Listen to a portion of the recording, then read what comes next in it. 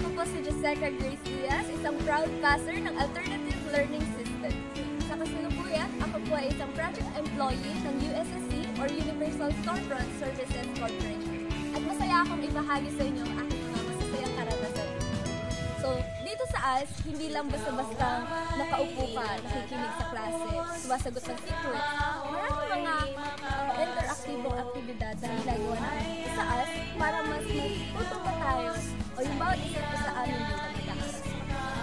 Una ay ang mga livelihood trainings, kaya ng welding, bread and pastry, automotive, carpentry, dishwashing liquid making, rug making, pedicure at manicure, at marami pang iba. Dito, hinuhubog kami na maging handa at maging isang mahusay na negosyante balang araw. Nagbibigay ng oportunidad para sa mas makatulong sa komunidad at maipakita ang kasanayan ng bawat ALS learners. Pangalawa, ang pagkakaroon ng ALS Sports Fest na kailangan para hindi lang sa academics kami mahasa, kundi pati na rin sa larangan ng sports. Ilan sa mga sinalihan naming mga laro ay basketball, volleyball, chess at Scrabble. Dito, hinahasa kami sa pakikipagkapwa, disiplina at teamwork. Dagdag pa nito, tinuturuan din kami ng tamang pagbalanse para sa pagtanggap sa laro, manalo man o matalo. Pangatlo, bukod sa layunin ng ALS na mahasa ang kasanayan sa akademiko at sports, may mga aktibidad din na isinasagawa gaya ng brigada eskwela at tree planting upang mapagyaman namin ang core values na makadiyos, makatao, makakalikasan at makabansa.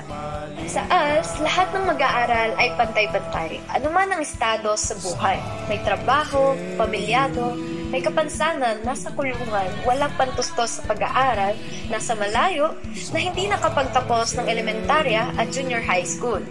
Pwede mo pang piliin ang pag-aaral na naayon sa bakante mong oras at higit sa lahat, libre, walang babayaran dahil #all-in lahat sa ALS. Mangyaring makipag-ugnayan sa mga ALS teachers o di kaya sa opisyales ng barangay upang matulungan kayo sa pag-e-enroll. Magdala ng birth certificate galing sa PSA bilang pangunahing requirements.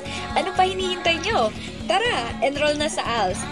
Muli, ako po si Joseca Grace O. Diaz, proud ALS passer at nagpapatunay na masaya ang mag-aral sa ALS.